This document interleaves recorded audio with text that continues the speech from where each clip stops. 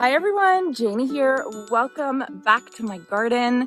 Today is Zig Zag planting day, which is very exciting, and it's so funny that I'm excited about it because you all know I was not happy about the Zig Zag planter when I first moved into this property. So we moved from my last garden. We moved in August of last year, and at my last garden I had this beautiful front swoop that was like the showstopper in my garden. It was so beautiful. People would drive by and they'd slow down their cars so that they could look at it. And I saved that front swoop as a spot specifically for annuals so that I could change the colors of the annuals every season. And it brought a huge pop of color, and it was something that changed every year. And I just loved it so much. And I still miss it to this day. So when I moved into this property and I saw not a front swoop, but a front zigzag, I was like, not a fan. I wanted it taken out immediately. I remember telling Jason that was one of the first things that I wanted it out of here because I hated it, right? So let me show you a video of what it looked like when we first moved in. It was painted this like cream color, but it wasn't a pretty cream. It was like a dirty cream color. And even after we power washed it, it was still dirty. So that was just the color. And then the deck was this red color that it just was not pretty. It was not a good look. And so I was so annoyed with it and I just wanted it out. Then we had Andrew the painter come, and he painted the zigzag planter black and he painted the deck gray. And the black color that I use on my property, for those of you asking, it's Behr, B-E-H-R, Behr Slate. So Behr Slate is technically a wood stain.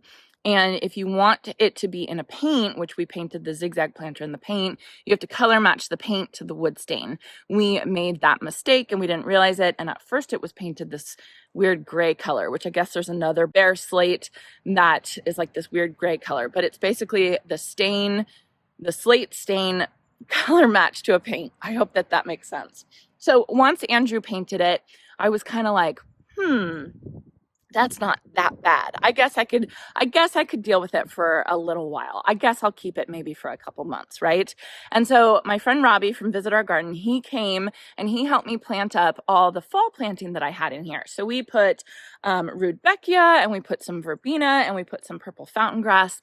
And when we first planted it, it was like, all right, that looks better. But then once it grew in, it looked beautiful. The purple fountain grass made all the difference in the world for this zigzag planter. It made it like it was meant to be there. And so I started slowly falling in love with the zigzag planter. So after the fall planting was done, we planted some daffodil bulbs, and I had the Color Blends Bloom Factory mix in here. I'll give that blend like a 6 out of 10, I would say. It was fine. It wasn't my favorite because it didn't quite bloom at the same time, at least for me this year. I'll put a big asterisk next to that rating because I had a really weird year with daffodils. Normally daffodils are like a piece of cake for me, and this year they just didn't do very well. Like some of them didn't even bloom. So I don't know, I'll figure it out. But the Bloom Factory mix, for me this year, it started off, the white blooms bloomed first. And then there was like this week to 2 week period of where both of them bloomed, and it was beautiful. It was so gorgeous.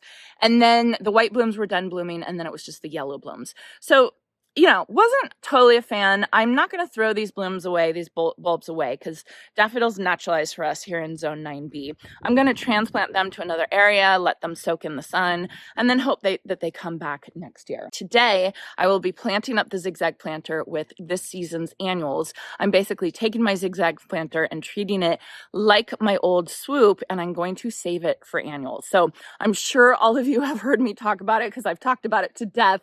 What I am putting in my zigzag planter this year is one of my new favorite annuals, and that is Superbena Pink Cashmere. I had to think, is it my favorite or is it one of my new favorite? I think it's my favorite right now. So it is end of April, and this is what it's looking like right now. I think it's looking pretty good. The daffodils are fading. You can see all the white daffodils have faded. The yellow ones are still a little bit there. So normally I would have to leave these blooms up for a little while longer, but we're just gonna transplant the whole bulbs and put them out. I say we because Jason is here helping me today. you can see that I do have this purple fountain grass. I ended up leaving the purple fountain grass over the winter. I cut it back to about 3 inches, and now all the new growth is coming back. And so when you cut back purple fountain grass, you want to make sure that you do it early enough, not so early so that the frost is gonna get it, the new growth, but early enough so that none of the new growth is coming out and you don't cut off the new growth. Because if you cut this off right now, it would look like your purple fountain grass had a haircut all season long, and it wouldn't look very good. So I'm leaving the purple fountain grass in there, and then I'm also leaving this Dichondra Silver Falls that also wintered over, and it's looking really, really good. And it's just going to keep growing, and I'm just going to leave it because I think it's beautiful. So the combination of the silver Dichondra Silver Falls and the purple fountain grass, I think that that's beautiful. Then in addition to that, I have Super Beana Pink Cashmere over here. It's not blooming right now, but here's a picture of what it will look like. It's really pretty. Oh, you know what? I can show you here. This is Super Beana Pink Cashmere. These are the pots that I planted last year of it, and it wintered over. These need to be cut back. I'll probably cut them back. I have to see how much space. I think I have 23 or 24 of the 4-inch cans of the Super Beana Pink Cashmere. So I have to see how they fit in the Zig Zag planter. I haven't planted the annuals in the Zig Zag planter yet, so we'll have to see how many will fit and where we're at. But you can see the pink cashmere is it's the most beautiful plant.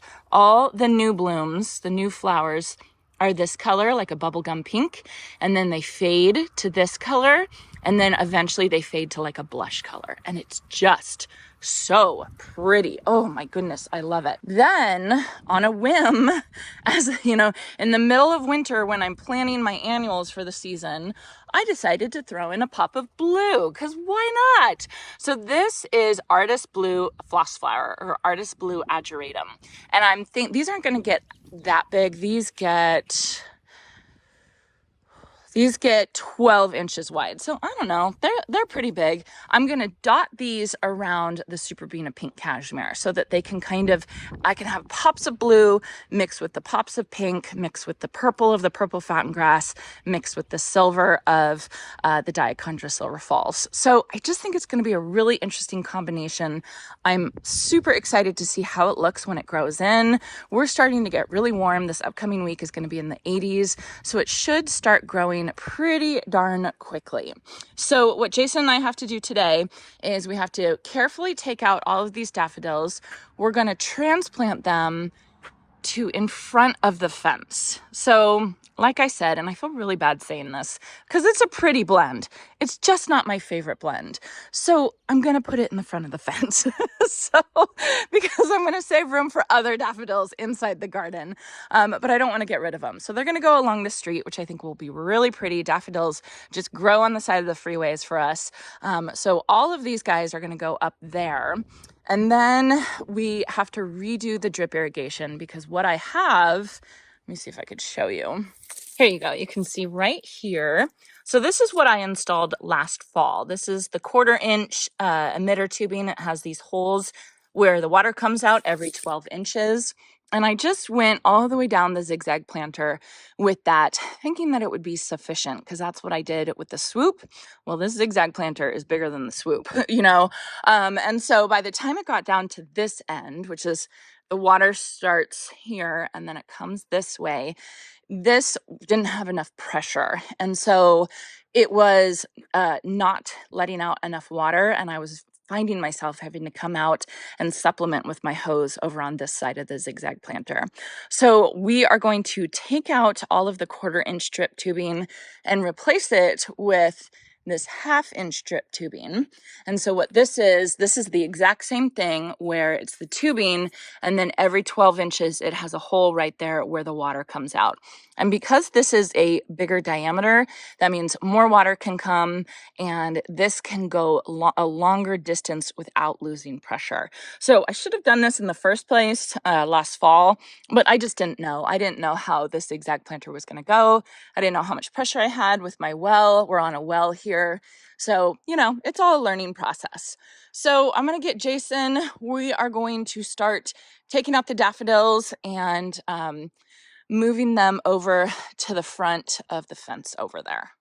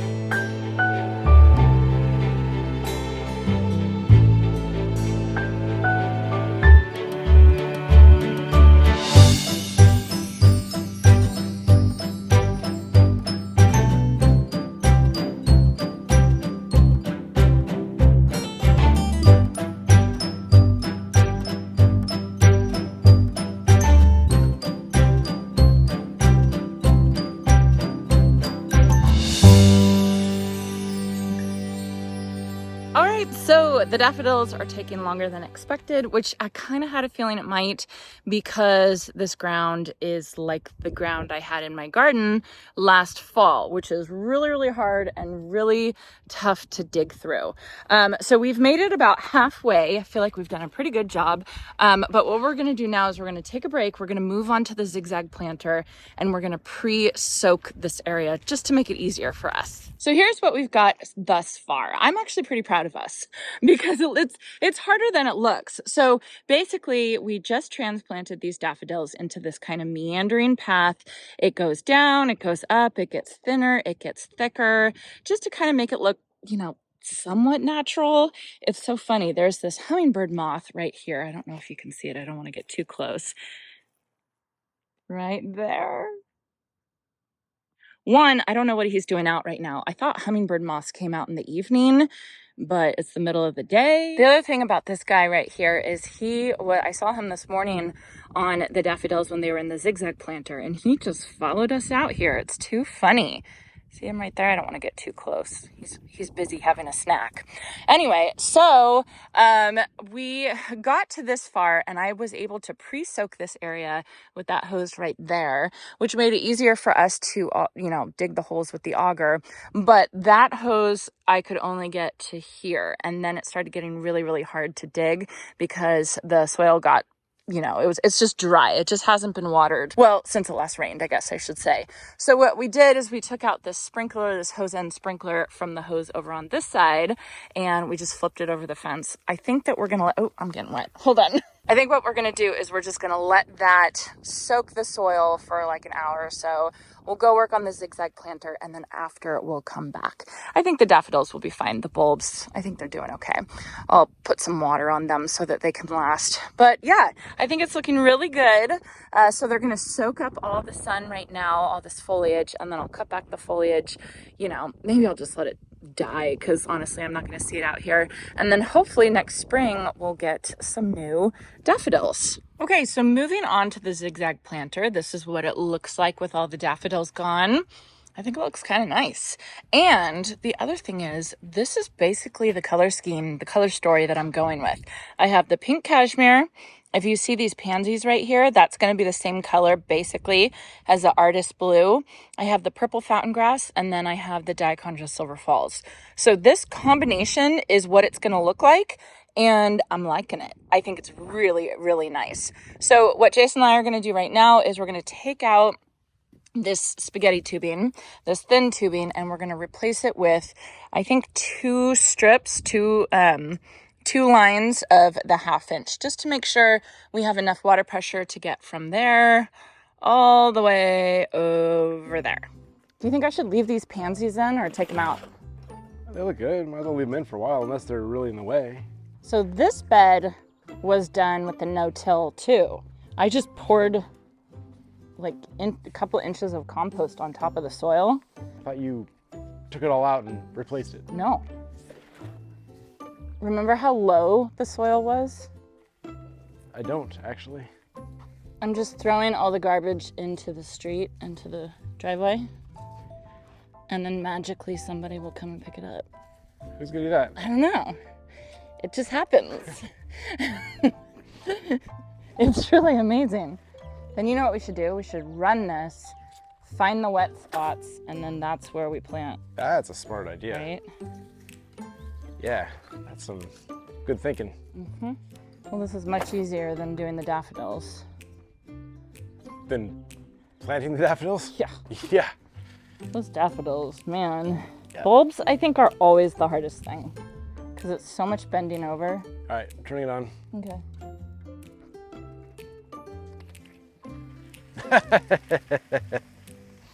What the heck? That's the one we didn't connect to. Oh, yeah. See if my technique works. Yep. It's holding. Oh, geez, I'm getting sprayed. God dang it. What was the plan there? No. God. What did you expect? No. There was a stupid spaghetti tubing behind it that was spraying my butt. Look. That was sneak attacked me. Now my screen's not working. It's too wet. Awesome. All right, we got it. That was well executed. Mm-hmm. I'm putting that in the video. It's going in the video. I'm not cutting that part out. So we've got the drip irrigation in. Like I said, we replaced the 1/4-inch tubing with this 1/2-inch tubing. You can see we just kind of did a big square. So it's 2 lines. We'll kind of watch it. I might connect it at a couple spots. I think that that'll help the pressure as well. But I'll just watch it and see how it does. We're running it right now so we can see where the wet spots are. And then that's where I'm going to plant the plants. And then if I want to plant the plants at a different spot, I'll just attach some spaghetti tubing and bring it to wherever I want it. But hopefully I don't have to do that. So comes all the way down here. Monty's very interested. All the way around here. And then it even comes around to the clematis, which makes it very easy.